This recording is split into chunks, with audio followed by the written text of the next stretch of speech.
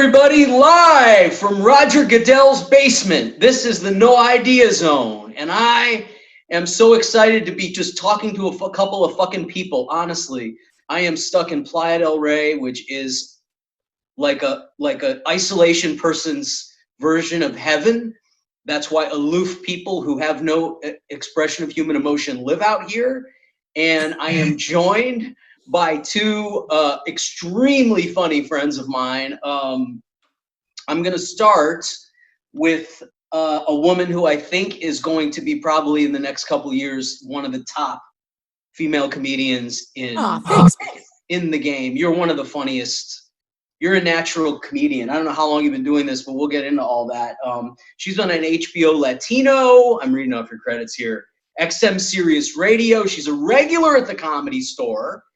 And I believe, she'll correct me if I'm wrong, but she worked her way up through the Comedy Store the old-fashioned way, right? I mean, I'm still technically a door guy there because they're not open right now. But they know you're, like, good. The Comedy Store has been very kind to me. I haven't been passed though, so that's different. I haven't. Right, but you will be. I mean, I hope so. Isn't that? Yeah, I think that's you're funnier than the paid 80% of the paid regulars there. So, well, that's very sweet of you to say. Yeah, you don't have to confirm that, but that's my opinion. And she's in Pasadena right now, but she's originally from Florida, and that is my friend Carmen Morales. Hi. Hello, greetings and salutations. Yes. And also, we're all doing it, right, Stephen? Oh my God, such a pleasure to be here. I am not wearing pants at all. I rolled out of bed and threw on a denim jacket. What's up? How are you? All right. In addition to Carmen, we have a very, very funny friend of mine who I've known. I mean, it's going back, 15 years we've known each other? Yes. And this man is, he's fresh off of his failed attempt to be a Renaissance man. He's an actor, a writer, and a comedian. And we've done road gigs together. So Tarik Lewis, my friend Tarik Lewis is here, and we may talk some about that. Hello, everyone. Oh, yeah. Hi. And Carmen. Yes. And a ladies' man, by the way. I have some swag. The kind of guy I would introduce to my sister, even though he already knows her. I do already know her, yes. So he's a good guy. Tarik, this is a crazy thing that I did not plan at all. Tarik is in Tampa, Florida. Carmen is from Orlando, Florida. Am I right? Yeah. And I lived in Tampa and Orlando, Florida. Wow. Yes. Yeah, we got a lot of Florida action on this. Has anybody here fucked an alligator or eaten anyone's face? Did we all get out in time? I have fucked a face and eaten an alligator. Hell yeah, dude. Me too. High five. We did it the wrong way. See, that was the whole thing. Is people just they just got it mixed up. I think that's all it was. You guys have good rapport. This is starting off good. He's not the only one with swag. No, that was a good catch, Tarik. That was his improvisation training that came in there. Yeah. I see what you did there. You said yes and to the thing that I did and just switched it around. Good. I was waiting on some Tiger King action because apparently one of the ladies from that is down in Tampa. Yeah, Carol Baskin, the one that killed her husband is in Tampa. The one that killed her husband. Tarik, have you seen that? She's right around the corner. Gun highway. Side Splitters used to telemarket to her all the time. How did I lived in Tampa. How the fuck did I never hear about this person? Tarik, did you know about her? I mean, I knew about the Big Cat Rescue. I think a lot of it happened when we were like 7. Like when you were 7? Yeah, like the killing of her husband. I don't think that happened when we were older. I think it happened when we were like kids. Oh, okay. So it wasn't like 2002. It was like, man, the Tampa cops look like the biggest idiots in that documentary. I gotta be honest with you. Like not putting that shit together. And you know they're stupid as a black guy in Tampa, Tarik. Yeah, well, I haven't experienced that with police because I'm smart enough not to deal with them. I know the higher their interaction, the more chances of me being just, shot for sucking on a lollipop or whatever. But Yeah, they definitely fumbled the ball. The dude, the DA was really bad. He was like, we have no evidence. Yeah, and then stuff was coming up. And he was like, oh, I didn't know he just disappeared. Like, what do you mean, sir? Like this, we're just documentary makers, not good ones either. How did you not know this? He's like, we had to let her go. Carmen, how are you doing? What have you been up to?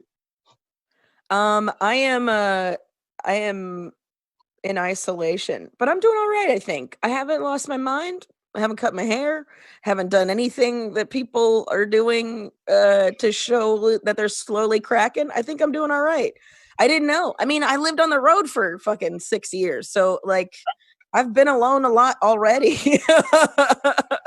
So this isn't new for me. So I'm just like, I clean my place a bunch of times. I keep rearranging my furniture like I'm playing bedroom Tetris, and been just trying to stay sane like everybody else, I guess. It looks like you're in front of a shower curtain. Am I wrong? You are wrong. It's a duvet cover, but I had just have my yeah, it's just visually just it's like a fancy shower curtain that's for my comforter. So I got it at IKEA, so chill. It's like really nice. Okay. I was just saying there could be some signs of cracking if you're recording in front of a shower curtain. Well, luckily it's not. If there's blood on the shower curtain, then I think you should be concerned. But currently, I'm doing all right. Okay. And Tarik, what are you up to there in the swamp? Are you what are things like? Give us some report from Middle America. People down here are like, not having the beach is freaking everybody out. Everyone's become a rebel now. And they're like, I'm going to the beach, I don't care. And people are getting Tom Brady's getting arrested for what? Yeah, he's getting arrested. He went into the wrong house. So when you're driving Tom Brady crazy, like you're going Florida. Tom Brady got arrested? Really? That happened? Yeah. Are people excited down there about? I mean, that's kind of an obvious. Oh well, it's Tampa. Every year we're going to Super Bowl anyway. Like every year we're going to Super Bowl, so people are like freaking out. That's all they have down there. That's all they have. Tarik, you're originally from New York, right? I'm originally from New York. Yeah. Yeah, they're doomed. What part? Queens. What part of Queens? You ever notice like how specific people always want you to tell them where they're at? No, give me your address. House number. Yeah. In Queens. What trains you take? It's like, all right. I'm not giving up my password. That's my password. I'm not giving that up. What's your mom's especially name? when you're asking a brother, like, where do you live? Back the fuck off. Nobody needs to know where I live. Well, no. That's actually, I would claim where I live with strange pride. Which is where? She's asking you this. No, but that's bizarre though. Why do people care so much? Like, you didn't pick it. It isn't like you got to choose. It's where your tax dollars go. You care about where your tax dollars go. Like sometimes I just claim Department of Defense for no reason. That's where I'm from. Tarik, you muted yourself accidentally. So you guys never met. You guys have never met, even though you're both in comedy and you're both from about an hour away from each other. Carmen, did you start stand-up in Florida? I did. Whereabouts? Because I started stand-up in Orlando also, but a generation before you. I started in Orlando as well. I started like a year, like the same year the original Orlando Improv closed. So like the only like club that I had was Bonkers at the Why Not Lounge in Altamont Springs. I used to do open mics there when I was in my early 21. Yeah, I mean, we all did. That was where I saw What Happened to Gallagher. That is also where I saw. Because what happened to Gallagher? What do you mean? What do you mean? What do you mean? What do I mean?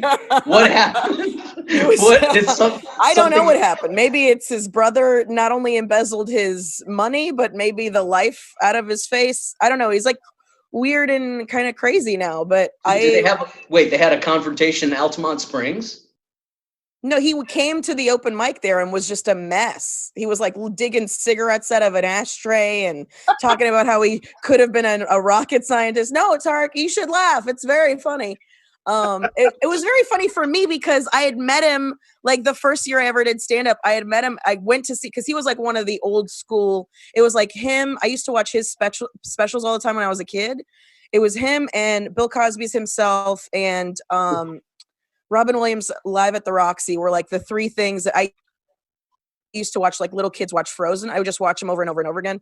And every time we go to movie gallery or the fucking Family Video, I would always want to rent those. And so I was super excited to meet Gallagher, the comic that I've loved since I was like 7, you know, and I went to the old Orlando Improv, and he was doing a show there. Now, mind you, this is obviously, I was like 21 maybe at the time. And I went and saw the show, and I went up to him afterwards and I was like, Mr. Gallagher, like this is so exciting for me. Like I was such a huge fan. Like I'm such a huge fan of yours. Like I actually just started doing stand up. I just wanted to say you like inspired me to try and all this. And he was like, oh yeah?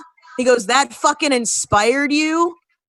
And then he just walked away, and I was like, "Damn, man, you got a straight education about show business right there, like a shot to the fucking shot to the head." But I also got sweet redemption when I saw him at the fucking Why Not Lounge picking out cigarette butts, and then he was trying to impress us. He didn't remember meeting me, obviously, but he was there just talking. This is a different day. This is a different day. Yeah, this was like 1 or 2 years later. 1 or 2 years later, he showed up at the open mic, and yeah, because there was still no Orlando Improv at the time, and he was just talking about how he could have been a rocket scientist and all this other stuff, and was like saying shit to try to impress us. And then I was like, I win because I don't care. I don't give a shit. So when I started, because I went to University of Central Florida. So did I. When I started stand up, there were no Florida improvs except Miami. Wow. And then when I moved to LA, those improvs opened like maybe like 6 months before I moved. Basically, they started expanding, you know, all the improvs. And Tarik, you started at the Tampa Bay Improv, didn't you? Yes. Actually, my first show ever was at Coconuts. Oof. Okay. Good luck. I started grooming myself at the Tampa Bay Improv. Yeah. Which is a nice Coconuts launched, you know, a lot of people. Mitch Hedberg was regularly, do you know Mitch Hedberg became famous? He actually went back to the St. Pete Coconuts and headlined a show. He was selling out like the Stardome, and I know because I opened for him at the Stardome. And at the peak of his fame, he went back to fucking Coconuts and headlined a whole week or a weekend there or something, did a bunch of shows there. And I just because I have one funny story, but I think I shouldn't say it here because it could hurt somebody's feelings who I do like. Okay. But I'll tell you guys another time. Just don't say the name. No, everyone will know who the name is if I say it. So well, you don't have to say the name. That's what I'm saying. You can't tell the story. Say my buddy. You know what I mean? No, it's not my buddy. Everyone will know who this person is. Oh, okay. And I don't want to disparage him because I do like him, but I also know. Anyway, I'll tell you after. But the point is he had headlined the Coconuts, which everybody was mystified that he didn't go to. He didn't go to one of the. Could have sold out a theater. He could have gone to the Performing Arts Center or somewhere. Then whatever, Side Splitters or somewhere.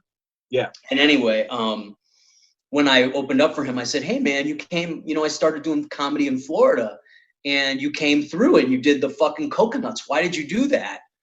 And he goes, "Oh man, you know, because I started out in those clubs, man. You know, that was my first club. That was like my first. I guess back in the 80s, they had like 45. You could work 6 months a year for Coconuts. You know, you could also just work Florida and never leave the state and work for the whole year.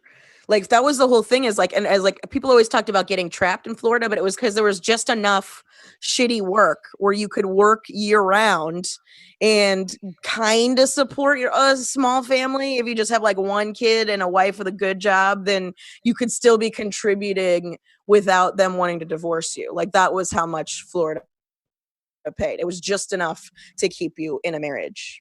Tarik, you're trapped in Florida. Comment on that. I would like to continue to get booked here, so you guys slander away. Tarik has a good job.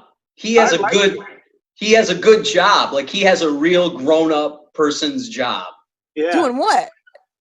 I'm doing it right now, actually, as we're speaking. When this airs. Nice. When did you record that? Oh, as I was doing your accounting reports. That's when I recorded it. Yeah, no, but yeah, Florida. You're both right. Like Florida, there's enough spots to continuously work and not make any money. Yeah. That's the beauty of Florida. It's enough to sustain, not to profit. Yes. Yeah. Yeah. And you can have fun sometimes. And sometimes exactly, because there's so many old people. Dude, I was just the other thing I'm doing this silly thing where I make collage postcards and mail them out to people. And I was looking through a magazine from, I think it was like I think I could see it from, it's like 1956 or something, like an old like Look magazine from 1956. And there's an advertisement in there about moving to Port Charlotte, Florida. And it's like, you don't just have to vacation here, you can retire here. And I was like, they've been sending old people to Florida for 100 years, dude. Like almost 100 years. Like that's insane. Everybody's been shipping their fucking old people there. Like, no wonder. Like, and that's the problem that I have with Florida, is like, that's where everybody's going right before they die. So why are you guys being the biggest dicks? Like, they're the higher risk. That's where basically the fucking, that's the, what's it called? The nursing home of the country. Why is that the one that you're being assholes about? You know? Yeah. You guys don't agree? All right. Well, I hated Florida, but I would also contend it's a challenge for you or Tarik, whose parents brought you to that state, or you were born in that state, among all these old people. And like Tampa and Orlando is not Miami. People who are not from Florida don't understand. Tampa and Orlando are like, imagine the settlers with the covered wagons and they couldn't make it down to the bottom of the state. That's Orlando and Tampa. To me, it's like, we had people outside the courthouse, like marching with, I remember when I was graduated college, they had people outside the courthouse explaining why the Confederacy shouldn't have given up slavery. And they had, like, every year they had a people outside the courthouse, like giving out flyers and pamphlets. How it was really not about the slaves liked. I'm not even fucking kidding you, by the way. So Tampa and Orlando is a special kind of fucking Tiger Kingdom. Yeah. Orlando's not as bad. And actually that's a pretty common misconception. It's parts outside of the cities, because like it's Hispanic as fuck in Orlando and Tampa. Like Tampa has a huge, like, it was founded, like there's a bunch of Cuban culture in Tampa, which is amazing. You know what I mean? Orlando is filled with people from Puerto Rico and shit like that. Like it's not as redneck as you would imagine, except for if you go literally 10 minutes outside of the city limits, then it's like, God damn, you know what I mean? I always used to say, go ahead. Where in Orlando what part of Orlando were you? I was in East Orlando. So when I was growing up, it was all cow pastures. Before I knew anything about magic mushrooms, I was probably surrounded by them in hindsight. But now it's all built up. Now it's like there's people. More and more people came. Do you miss it the way it was, or do you think it's better now? It was boring when growing up. Orlando was kind of a boring city. And over the last, I'd say 7 years, it's gotten like interesting. Like there's stuff going on, you know? I remember, like it wasn't until I think I was in high school or something like that the Fringe Festival was like doing real shit, and it was being like recognized by the rest of the country, like stuff like that. Like Did you get into any of that? Did you get into any acting or theater or anything like that? Yeah, I was a theater kid. Mm-hmm. So Tarik, you guys were, because Tarik is also an actor, and he kind of regularly works down there. And can you tell us a little bit about that, Tarik? Because to me, that's kind of amazing to not be in New York and LA and kind of regularly work as an actor. Yeah, well, so Orlando in particular is great for commercials. They used to do a lot of commercials out there. And anybody who's in acting, that's where you make a lot of money. If you get in like a Budweiser commercial that's national, you're good. So Orlando was great for that. And then as far as Florida, the Atlanta's so big. So what happens is they tape you. You go on tape. And then if they need you to go to Atlanta for a callback, it's 7 hours. So it's not a big deal. So you can still work a lot in Florida. A lot of people actually, move. Well, Atlanta is like a huge hotspot. It's just because they'll hire you wherever it's cheapest to film. They film a lot in Arizona. They film a lot in Atlanta. Like it's anywhere they can get the permits to film and ruin a place without having to pay that much money. They'll film anywhere. It doesn't matter. Like, why do you think so much is filmed in New Zealand? It's because they got all 4 seasons and it's cheap as fuck. You just got to fly your crew there or hire one there. Yeah, Atlanta, Louisiana now, New Mexico. Like, there's no reason to go to New Mexico, but unless you're in Better Call Saul. Yeah, you go shoot a movie. Yeah. The reason they go. This is turning into a union rate a day. It's worth it. This is turning into a tour guide travel commercial. This is really a good episode. We might be able to monetize this episode just for I do a lot of Florida bashing because I hated living there. But I also was a little bit of a snob. I'm not gonna lie. I was a little. What do you mean was? What's that? I said, what do you mean was? Oh, I was worse. Oh, good. I'm glad you worked on yourself. I worked on myself. I did. I was humbled by life. Nice. Yeah. Yeah. I will tell you one quick story because I went to UCF and they had a comedy competition at UCF. Mm-hmm. And I had dropped out, but somebody knew me at the school and they go, "Hey, I know you've been doing some comedy. I heard you doing some comedy. They're having because I had done stand-up. Side Splitters was the first place I ever did stand-up in Tampa. And then went to Orlando and they had this, I was doing comedy like everybody does at the beginning. I was doing it like once every 3 months just because I was bored and I was bored to violence, basically. And I needed something that scared me to keep me like a defibrillator for my soul. And they had a stand-up contest at UCF. And one of the judges was Daniel Tosh, who was a couple years older than me, who had already been doing comedy. And I think he started in Orlando too. It's South Florida and then came up to Orlando because all the guys in Orlando used to talk about how he would come up. He came up through Bonkers as well. Yeah, he was he was linked in with the lady who managed Bill Hicks. Mm-hmm. And she was the one. So he was already but he was a very nice guy. And I was probably 20. He might have been 23. So he was a couple years ahead of me. And he was he was already a great stand-up at like 23.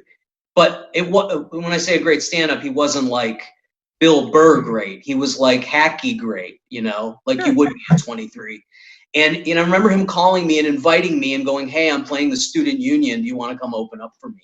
And I went and I opened up for Daniel Tosh at the student union in Orlando. I was probably 20 years old. And I won that comedy contest and I got my first paid comedy gig at the Comedy Zone. Carmen, I don't know if you remember that. Oh, I still work for the Comedy Zone. Yeah, but they had 2 clubs in fucking Orlando. They had 2 full-time. One on iDrive, and then they had another one. I don't remember what the other one was. On Lee Road. Which that one closed pretty quick, but after I started. But anyway, yeah, that was my my Orlando story. Nice. So yeah, Channing Tatum is from Tampa, also.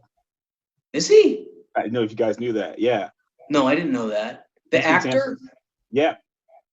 Yeah, I saw Magic Mike. I get it. He definitely looked like he tried to get a job at Maud's Venus, you know? Yeah, Like he just looked like a guy that was trying to I think he strips. I believe Channing Tatum strips. Did you go to school with him, Tarik? I did go to school with Channing Tatum. Which school? You went to college? You went to high school? What? Junior Elementary high. school? Junior high. We were in the same class, junior high. What was he like? Tell us about him. Very like recluse. Like, he was just like a little caterpillar waiting to turn into a butterfly. He was quiet. I think you mean a psycho. A lot of actors are just crazy, and that's why they keep quiet to themselves. And then they're like, "I'll be another person," and then nobody will know how fucking nuts I am. Dude, I'll just actors are pretend to be definitely a better person. I co-sign on that. Anyone who is strictly an actor, especially if they're in this city, in LA, they're fucking crazy. They're fucking crazy. You know, just I don't remember who said it. Somebody said it so eloquently, but it's just like all of the prettiest, most obnoxious people from all of the cities across the country all come here and then realize they are no longer the prettiest, most interesting person anymore because this town is full of those people. So then it's just like a narcissism off where it's just like, yeah. Like anytime you take a kind of acting class in this town, it's just like, Jesus Christ, how delusional are you people? Like it's pretty nuts, dude. Nuts. This is the benefits of being a 6 your whole life. Like, I've been a 6 since I was 12, and I'm relishing in it. I can only go up. Tarik, you could be like a Bill Macy. You could be like a Paul Giamatti. Paul Giamatti is a 4. Okay. Okay, no, but his acting ability makes him. I find that offensive. His acting ability makes him more than a 4, dude. Come on. Yeah, that guy's so good. He could pretend to be a hotter guy, and he would probably convince a lot of ladies that he's right. A Billy Bob Thornton. You could be a Billy Bob Thornton. He's a 6. He's a 6 because he banged Halle Berry in a movie. Okay. Before that, he was what? A 4 or 5? He was a 5. Armageddon, Billy Bob was like a 5. Okay. Monsters Ball, Billy Bob, he's a 6, and he got a little bit of a black card. In a movie called great movie, Shane Black, Robert Downey Jr. and Val Kilmer. It's called Kiss Kiss Bang Bang? Yes. Thank you, Carmen. Kiss Kiss Bang Bang. Robert Downey Jr. is the one who says what you said, I think, about the beautiful people. The beautiful women all being shook from the East Coast and falling into the West Coast or something like that. Mm-hmm. I think that's beautiful. I love that movie too, so maybe that's where it was coming from. That's a great fucking movie. It's underrated, dude. I fucking like the way Val Kilmer plays the gay detective, gay private investigator. Yeah. So funny. Oh my God. I was like, I watched by the end of that movie, I was like, man, I wish Val Kilmer was straight up gay, dude. Like it's the sass that he provided in that film. I was like, I wish this was real. He was such a good gay role model as a straight man. Mm-hmm. Yeah. There's still time for him. He can always become gay. You know, Ty Rivera is a good gay role model. I like Ty Rivera. Tarik, I don't know if you guys know Ty Rivera. Oh yeah, I know Ty. Everybody knows Ty. If you don't know Ty, you know of Ty. Yeah, he's one of my favorite gay heroes. He's a gay hero to me. I'm looking him up right now. Now, since I'm dating 2 of my neighbors who are men, it's Is that how long you've been in quarantine? Damn. You got to go to the grocery store, Steve. I'm in Playa del Rey. I could meet somebody at the grocery store. It's like a Little House on the Prairie episode when I go to the grocery store, man. It's like a Ma, are we going to? What are we doing? We're going into town. Tell the neighbors. Yeah. Oh man. Well, do you guys have anything to promote? I think let me see how long we've been on here. See, that's the only thing about this I can't really tell. You guys want to keep going? It should be able to tell you. Yeah, I don't know how. No, I'm not going to tell you. Like 30 minutes. It's your show. It's my show. That's right. It's my show, people. It's my show. So this is what happened. These people approached me and they said, we want to do a show. And I said, if I can get out of bed, go to my computer, hit a button, have a couple comics on, and then hit another button, I will do the show. That's Nice. why this level of enthusiasm is happening. It's perfect. Never question why you're not bigger, because that's your request on every negotiation. Do you want your own movie? Listen, we got to shoot it at my absolute apartment. minimum? Can I do got a the whole lot of absolute minimum? Is Got that me possible? ready. I have the Marlon Brando attitude that he had after he got fat and famous. Before anyone knows me, the timing is bad for me here. Yeah. You want can you roll me in, tell me the thing I have to say, and then roll me back to craft services. Can you do that? That's That's what exactly Daddy right. wants. I fantasize sometimes about just having the recognition so I could go do things that I want to do but not ever having to show up. I actually fantasize about that. So, but you don't want to do any of the work necessary in order for you to get to that point. I have done so much work. And the only reason I've done extra that work work is doesn't count, Steve. Extra work does not count. Oh no, I'm not. I'm talking about like living in your car for 5 years and listen. I lived in my car for 6. Who you bitching to? Did you? Fire, baby. Where were you in your car? In LA? No, I lived out of a Saturn. I lived on the road for 6 years. I didn't live anywhere. Well, that's good. You and I have also put in similar kind of work. So I'm lazy now just because. Yeah, you're lazy because you aren't homeless. No. It's different. It's different. You even want Carmen this? and I have worked hard so that I wouldn't have to work. It's different. You're a real hard worker. I have worked not knowing. The point is I have worked hard not knowing the work. Oh, fuck, man. My brain. You worked harder, not smarter, bro. I have worked hard not knowing that there was hard work to be done and hoping that I would have it easy at some point. That is the only reason I have put in hard work, because I was completely ignorant as to how hard things were going to be. Oh, how it's always going to be hard? Yeah. I will be honest with you guys, and I'm going to confess this here. You may have to edit this out. Uh-oh. It's been a lot easier being black than I thought it was going to be.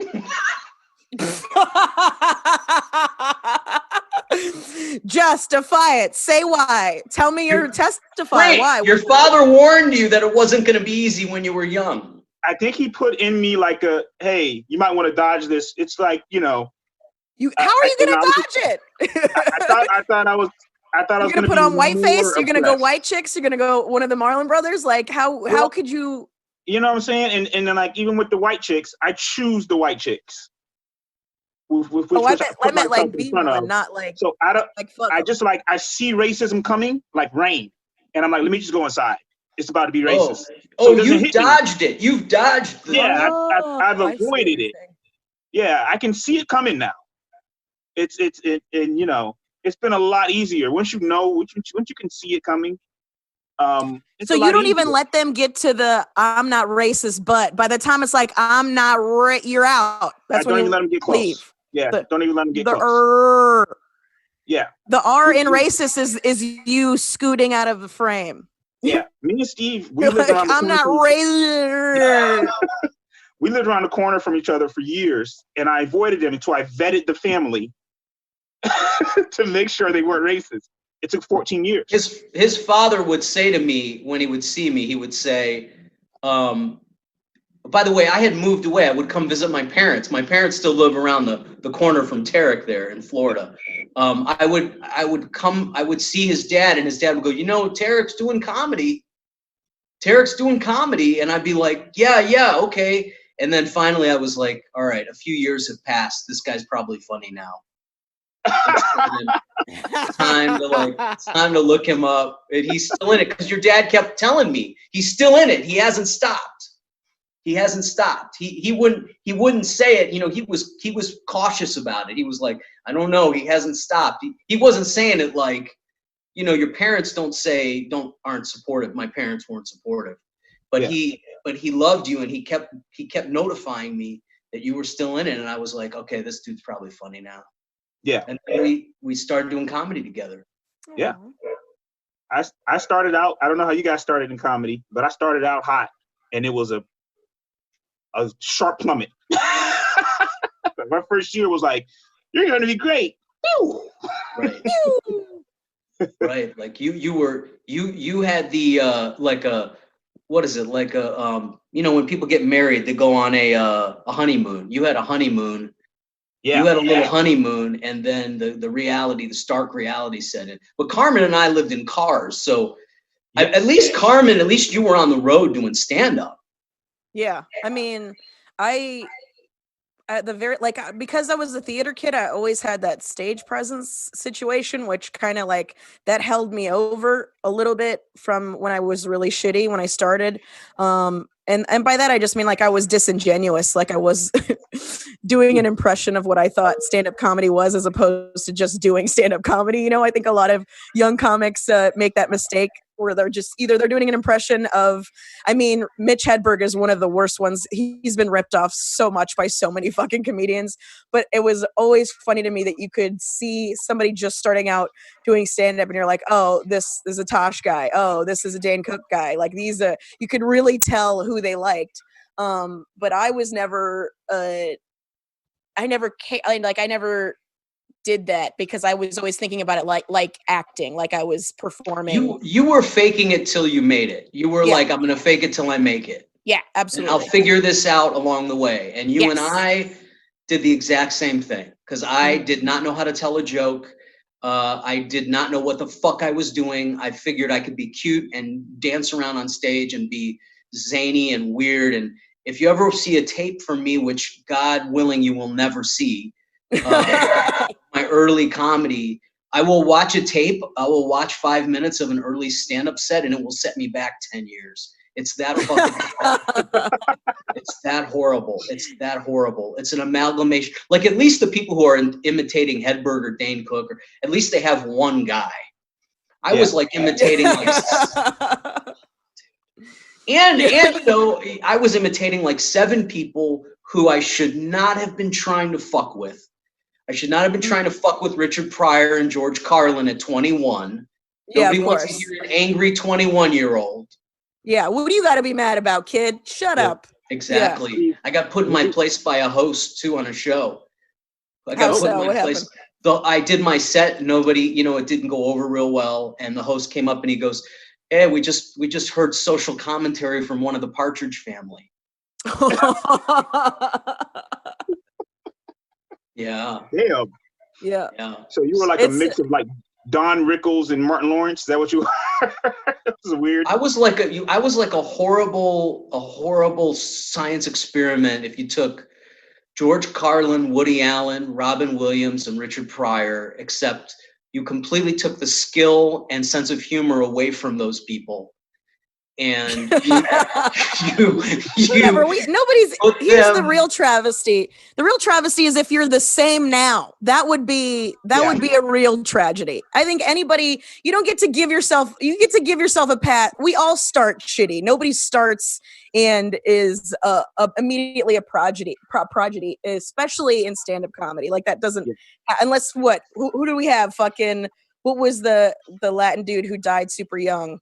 Freddie Prinze. Freddie Prinze. Eddie Murphy. Yeah. Eddie Murphy was a prodigy. Prodigy. He was fairly, I mean, he had a lot of people helping him, but but it's very rare is what you're saying. I know. Yeah, that shit doesn't happen. Like, but also, like, according to Eddie Murphy, that kid was doing that shit when he was like 7. He was putting on shows for his family and shit. So he has years like on everybody. So even I imagine when he was doing that, it was fucking not the best, but you know what I mean?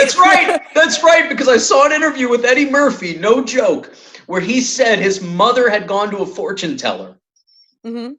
And his mother had gone to a fortune teller and they told her that someone in your family is going to be massively famous. Mm-hmm. This is an interview on Arsenio from the 80s with Eddie Murphy. And his uncle, so his mother told his uncle, Eddie Murphy, Eddie Murphy's mother's brother, his uncle, and his uncle started taking tap dance lessons because his uncle thought it was going to be. He's like, it's going to be me. There's a future in tap. I've seen his uncle tap dance. Yes, you have, on Arsenio. Yeah, he brought his uncle out and made him dance. I remember that. That's right. That's right. They went to commercial break with his uncle tap dancing. Yeah. What the hell are we watching? That's what I thought in my mind. What am I watching right now? All right, guys. On that note, let's lead out. Let's lead out with Eddie Murphy's Uncle Tap Dancing. I want to ask you guys, do you have anything to promote? Tell us what's going on. Carmen, you have a.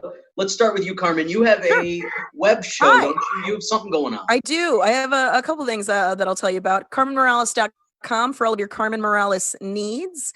I have a podcast called No Sir, I Don't Like It. It's me and another comic, and we talk about shit we don't like. I'm also doing shows online if you're interested. Just follow me on all the assorted social media. I'm posting about it constantly. It's at The Funny Carmen, Carmen. That's me. Great. And Tarik, what's going on, man? Tell us about your life. I have a job. Nice. Thank You still have a job during Way the to rub it pandemic. in, bro. Way to it. rub it in. I hate this is what I'm saying. It hasn't been that bad for a black dude.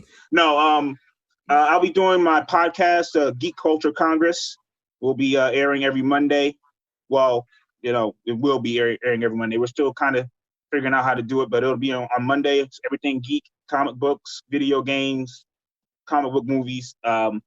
My improv troupe, Got Jokes, will be starting to do shows starting this Friday. And then I have my YouTube page. I'll be putting some movies up, hopefully in the next week or so that I've done and worked on. One of the funniest dudes. You have a website?